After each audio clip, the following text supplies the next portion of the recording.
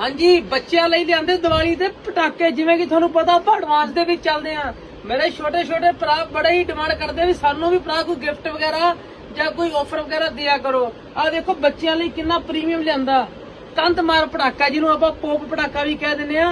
ਬਾਜ਼ਾਰ ਦੇ ਵਿੱਚ ਮਿਲਦੀ 10 ਰੁਪਏ ਦੀ ਇੱਕ ਡੱਬੀ, 50 ਪੀਸ ਦਾ ਬਾਕਸ ਹੈ, ਯਾਨੀ ਕਿ 500। ਆਪਾਂ ਕਿੰਨਾ ਦੇ ਦੇਣਾ, ਸਿਰਫ 300 ਰੁਪਏ ਦਾ ਬਾਕਸ ਮਿਲਣਾ ਕਿਹਨੂੰ, ਜਿਹੜਾ ਵੀਡੀਓ ਨੂੰ ਕਰੂਗਾ ਸ਼ੇਅਰ।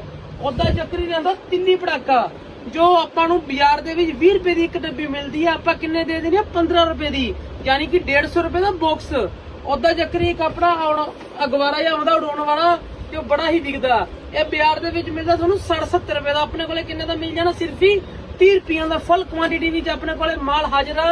ਦੁਕਾਨਦਾਰ ਭਰਾ ਵੀ ਜਿਨ੍ਹਾਂ ਨੇ ਲੈਣਾ ਹੋਵੇ ਸਾਡੇ ਨਾਲ ਕੰਟੈਕਟ ਕਰ ਸਕਦੇ ਆ। ਔਰ ਮੇਰੇ ਜਿਹੜੇ ਛੋਟੇ ਛੋਟੇ ਭਰਾ ਉਹ ਸਾਡੇ ਪੇਜ ਨੂੰ ਕਰੋ ਫੋਲੋ, ਉਹਨਾਂ ਨੂੰ ਗਿਫਟ ਵਗੈਰਾ ਆਫਰ ਵਗੈਰਾ ਵੀ ਚਾਹੁੰਦੇ ਰਹਿਣਗੇ। ਉਹਨਾਂ ਕਿੱਥੇ, ਮੰਡੀ ਡਬਲ ਗੋਲਡ ਟ੍ਰੈਂਡ ਤੇ ਸ਼ਾਪ ਨੰਬਰ 78। ਧੰਨਵਾਦ।